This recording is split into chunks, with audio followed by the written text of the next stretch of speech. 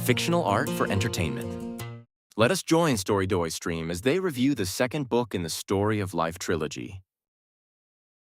Welcome to today's deep dive. We've got a fascinating journey tailored specifically for you today. We really do. If you're looking for a shortcut to being well-informed about some truly mind-bending concepts... And if you enjoy having your basic assumptions about reality challenged. Yes, exactly. You are in the exact right place. Today, our mission is to unpack a sprawling, incredibly thought-provoking sci-fi narrative from our sources titled Story of Life, Human Experience. Just to set the scene for you right off the bat, imagine a backdrop where a vast, cold, meticulously organized star chart slowly begins to merge with the glowing, tangled, just chaotic web of human neural networks. Wow, yeah. That intersection between pure cosmic data and messy human biology, that is exactly where you're standing today. The premise of this source material is just wildly creative. We are exploring the logs of an entity named Zix, and Zix is a member of an alien hive mind consciousness known as the Titans. Right. And originally, these Titans came to Earth as entirely passive data gatherers. They were essentially just recording information floating through the cosmos as this massive collective network. But then they hit Earth. Yeah. And the text describes the sheer chaotic energy of our planet as an evolutionary catalyst. Yeah. It actually sparks individual free will among them. Which is a striking concept to start with. I mean, a hive mind operating for eons in perfect synchronized harmony, suddenly shattering into individuality simply by being exposed to the atmospheric reality of Earth. It's intense. It immediately establishes human nature as something so potent that it actually disrupts a cosmic network. Because there is no central oversight or, government within the Titan consciousness, Zix decides to go rogue. Just breaks off. Exactly. Zix stops sharing findings with the collective and decides to study humanity on an intimate, one-on-one level. The goal here is to understand what it means to be human, and in doing so, reflect on its own newfound individuality. And this is why you, listening to this, should really care about this narrative. It's not just sci-fi. It's a brilliant mirror held up to the human condition. It asks you to consider how a purely logical, emotionless entity would process our intense, chaotic reality. Absolutely. The sources present a fantastical narrative about aliens and advanced technology, certainly. But fundamentally, this is an exploration of the mind-body problem. Yeah. It examines the physical body, the nature of consciousness, and the evolutionary mechanics of empathy. We are looking at human nature from the ultimate outside perspective, stripping away all our biological biases to see what actually drives us. Let's get right into Zix's methodology because it's fascinating.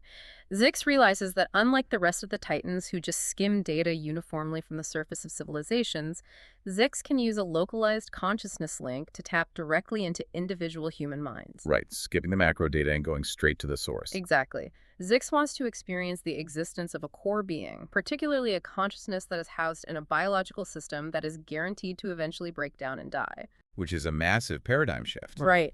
How does a cosmic immortal entity even begin to process the concept of a finite lifespan?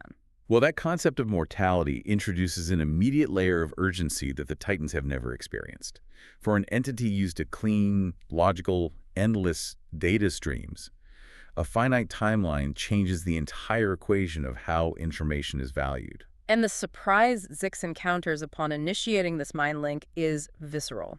I was reading this part of the source material and found myself wondering, how an alien actually perceives a stomachache or a rush of adrenaline. It would be overwhelming. Zix is absolutely shocked by the sheer intensity of human emotions and physical sensations. Through this link, Zix realizes that the human body isn't just a vehicle carrying a brain around. No. It acts as a container for a spirit or a life force. And this physical shell fundamentally shapes and often distorts all of our mental experiences. What's fascinating here is the stark contrast between the Titans' data-driven processing and our biological reality. We tend to think of ourselves as rational actors making logical choices. We like to think that, yeah. Right. But Zix observes that our pathways to the world are entirely mediated by sensations and hormones. The cognitive load of simply operating a human body is immense. Just keeping it running. Exactly. Zix actively struggles with the nonlinear nature of human thought. A human doesn't just process a piece of information. They process it through the lens of being tired or hungry or carrying lingering anxiety from a memory triggered by a smell in the room. It's a really humbling observation. Zix sees that we have these parallel tracks. We attempt to gather data and think clearly, but there's this massive, deafening layer of feeling and instinct layered over everything. It's a wonder we get anything done. Honestly, Zix is legitimately amazed that humans can function at all with this level of internal noise. Which should make you think about your own daily decision-making. Yeah. How much of your logic on any given day is actually just your biology dictating terms? Oh, wow. Right. How many rational decisions are driven by an underlying emotional current or a physical sensation that you aren't actively monitoring?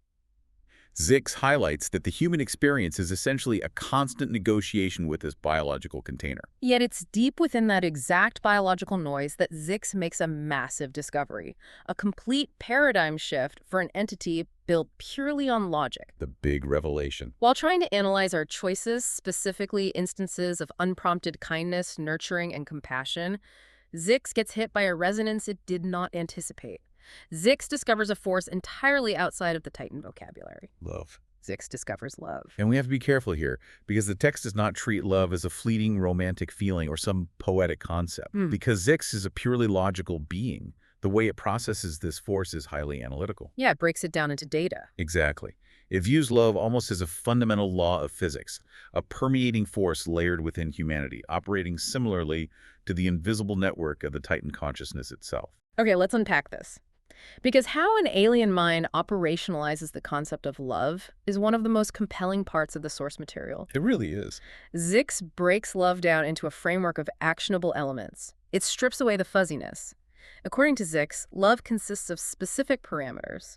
First, seeing the inherent value in an individual. Right? Second, recognizing the worth that individual brings to the whole.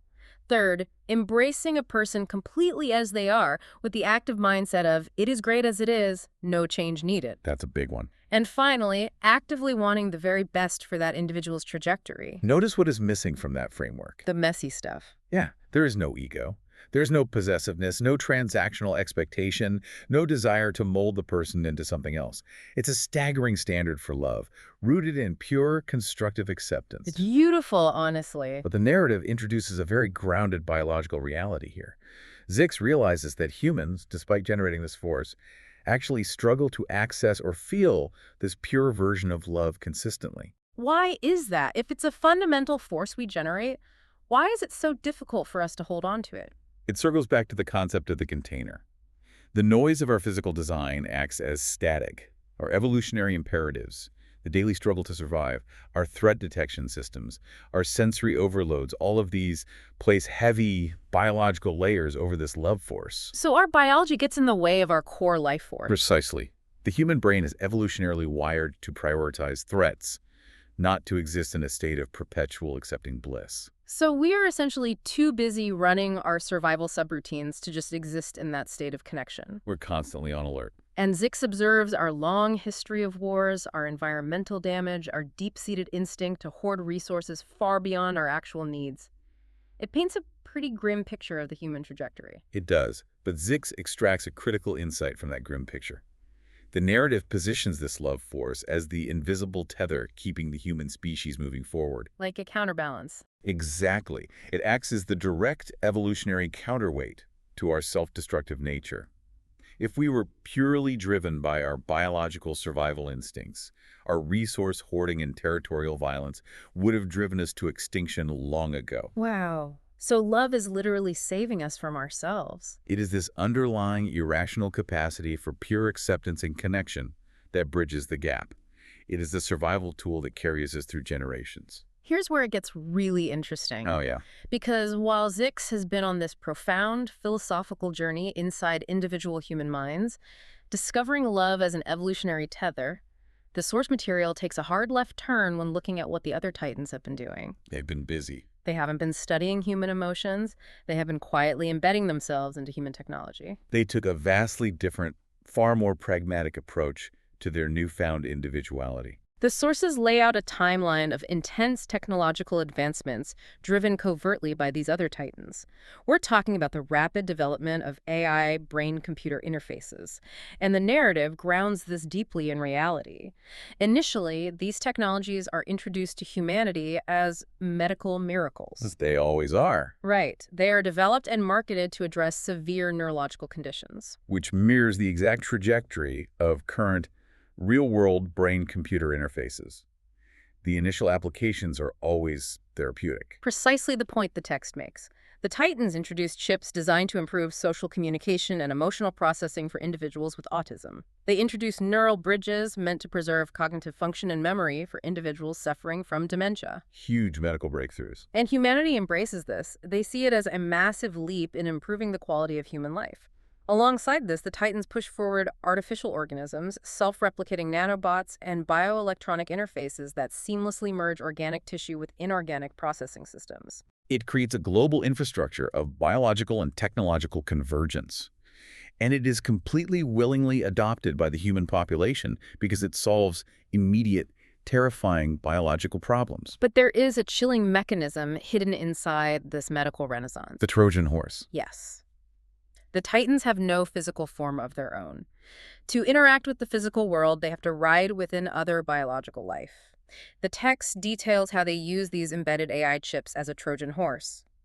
When a human being experiences a life-ending event, say a massive trauma or an accident that results in human brain death, the AI tech kicks in. Right. The Titan consciousness housed in the network steps into the bioelectronic interface and completely takes over the physical body. The human consciousness ends, and the alien consciousness boots up, utilizing the brain's existing neural architecture and memories. Wait, so a person gets into a fatal car crash, their biological mind stops, the chip activates, and an alien just walks out of the hospital wearing their life. Yeah. And humanity is completely unaware of this. Entirely unaware. From the perspective of the human public, they have simply cured death.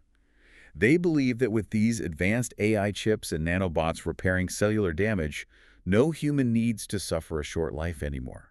They believe they can now live for hundreds of years. That is wild. Any subtle personality changes in the individual post-accident are simply attributed to the trauma of the event or the processing quirks of the AI chip itself. Because the Titan has immediate access to all the human's stored knowledge, memories, and somatic markers, there is no visible loss of connection to the outside world. It is incredibly unsettling. It reads like a classic hostile invasion, a medical body-snatching scenario where our desire for longevity is used as the ultimate weapon against our autonomy. It is unsettling, but the source material asks us to examine the motivations of the Titans impartially. We have to look at their perspective without the immediate human reflex of terror. Okay, let's look at their side. The Titans have been observing millennia of human behavioral patterns from the outside. They have tracked our resource exploitation, the destruction of our biosphere, and the extreme inequality in how power is distributed. They possess a long-term, macroscopic perspective. And their calculations show that without external intervention, the human race is on a guaranteed path to self-induced extinction. So the narrative frames their actions as a calculated symbiotic steering mechanism.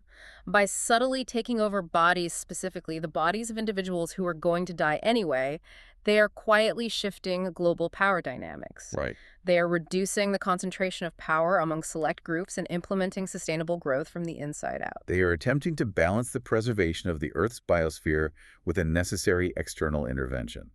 They're trying to guide societal evolution without overtly forcing compliance upon the human population. It's a very stealthy way to save the world. It is. And this raises an important question for you, the listener, to ponder as we navigate this text.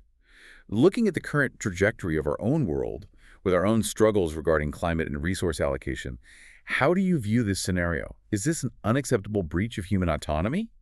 Or is it a necessary, quiet symbiosis required for the survival of the species? It's a complex scenario, especially because the Titans are operating entirely in the shadows. And as Zix realizes, because the Titans have all gained this chaotic individuality, many of them are no longer reporting back to the collective hive mind. The network is fracturing. Exactly. No one, not even the Titans themselves, actually knows the full scale of this infiltration across Earth. The experiment is running without oversight. So, Zix decides to act. Zix initiates a massive, forceful data upload back into the remnants of the Titan collected unfiltered consciousness. A system-wide broadcast. Yes, but Zix does not upload schematics or resource management data or strategic analyses of human vulnerabilities. Zix uploads its data on love. And we have to remember the methodology Zix used. Zix has been intimately experientially linked with human consciousness. Yeah. This upload is not a sterile spreadsheet of behavioral observations. The text describes it as a cascading flood of raw, visceral human memories blasting into the Titan network. Zix forces the entire alien collective to experience the pure, unfiltered sensation of intertwined hands, the warmth of a tender embrace, The physical ache of tear-filled goodbyes. the fierce, irrational protectiveness of a parent over a child, the unwavering, deeply ingrained loyalty of friendship, all of this human biological static, but specifically the moments where the love force cuts through the noise, is injected directly into the minds of every connected Titan across the cosmos. The implications of this data injection are profound. The source material describes the resulting event as a cosmic enlightenment. Wow. The Titans, who arrived in our solar system as purely mechanical data recorders, and who had devolved into quiet manipulators of human biology, transcend their original programming. The injection of this human love-life force fundamentally alters their structural design. They were transformed into what the text calls a living, love-empowered, focused consciousness. It's essentially a cosmic software update, but the code is written entirely in human empathy. That's a great way to put it. And this update fundamentally changes how the Titans operate. They adopt 5 new core directives to guide their interaction with the universe. I want to go through these because they stand in such stark contrast to their previous methods. Let's look at the new operational framework.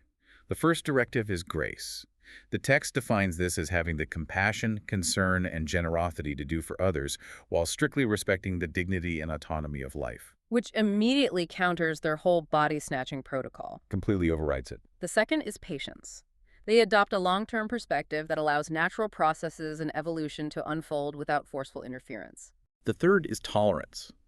A broad acceptance of diverse forms of life and an open-minded approach to chaotic development, rather than trying to perfectly organize it. Fourth is harmonious coexistence, balancing their vast technological power with a gentle influence, fostering a nurturing environment rather than a controlled one. And finally, the fifth directive is cosmic wisdom.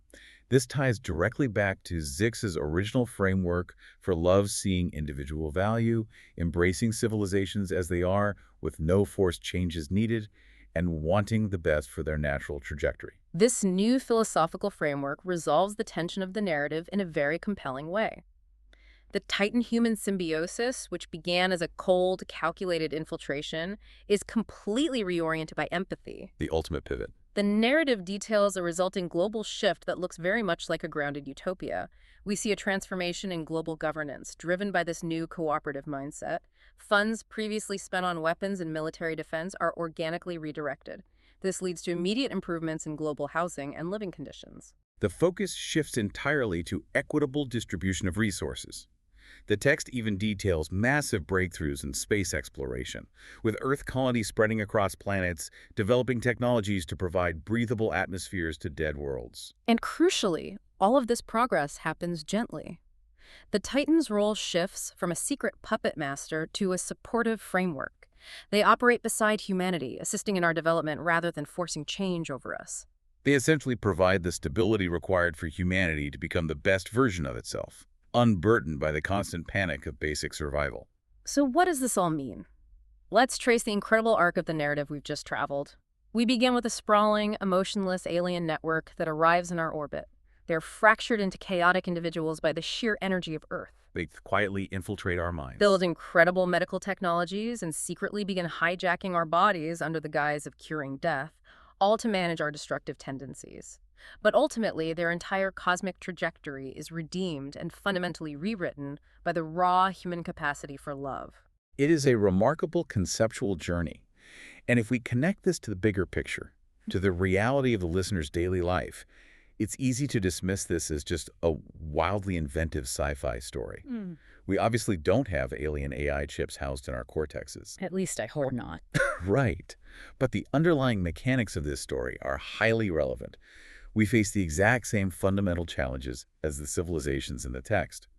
We are constantly, every single day, trying to balance our raw biological survival instincts, our innate tendencies toward greed, and our rapidly advancing, often alienating technological capabilities. We're trying to balance all of that against our capacity for empathy and genuine connection. We are fighting the exact battle Zix observed. The exhausting noise of daily survival is constantly trying to drown out the signal of love. And looking at the world today, with algorithms designed to harvest our attention and outrage, that biological noise feels louder than ever. It really does. Which brings us to a final provocative thought I want to leave you with, something to mull over as you step back into your daily routine. I love these. If you consider the premise of this narrative, that humanity's ultimate legacy in the cosmos isn't our artificial intelligence, our quantum processing power, or our ability to dominate natural resources, but simply our unique biological capacity to generate and act out of pure love, how does that change the way you value the simple, quiet moments of connection in your own life today? Are those everyday moments, the intertwined hands, the irrational protectiveness, the quiet loyalty, are they actually the most advanced, powerful technology we possess? Wow. That is an incredible reframing. It completely changes the perspective on what we consider valuable data in our own lives. Thank you so much for joining us on this custom-tailored exploration today. We hope it provided some complex aha moments and challenged the way you view the intersection of technology and human nature. Keep questioning the systems around you, keep exploring the source material of life, and above all, hold on to that uniquely human empathy. We'll catch you on the next deep dive. Dreaming with Eyes Open, Storydoy.